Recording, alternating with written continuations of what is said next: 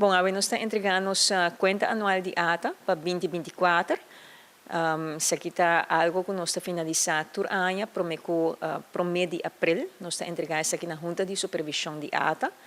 E nós está de cumprir cabalmente que está aqui. Documento basta robusto, basta resultado não basta amplo, den explica que está o que ATA ahasi den ano 2024, comparar com o pressuposto e plan, que a logra e que está custo com esta atenção.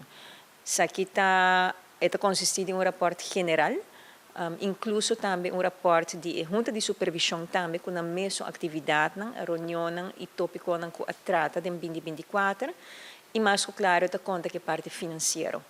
E em nós está contento com nós por atrobe conta com stempel de firma de accountancy, no caso aqui Ernst Young, que basicamente audita todas as cifras no manejo de ATA e concluir com viaje mais. Nós por conta com seguro stempel de aprovação de partido independente no caso aqui. Pois sumamente satisfeito com isso. Nós mira com a 2024 toda forte, se boa a nível de manejo nacional, pois toda roupa e coisas nós midi e roupa e detalhes senhora de rapport assim aí, pero a nível nacional para turismo tem 4 coisas que queda importante segundo manejo que também do governo, que está tourism receipts, e não nós surpassar a meta que tem estipulado. Nossa primeira coisa será algo de 6% ano passado comparado com 2024. Para a quantidade de visitantes também a surpassar a meta, nós será algo de 3% de quantidade de visitantes. Para isso aqui está válido, por certo, para turismo cruzeiro também, que tem meta de 7%, será com 20% de incremento.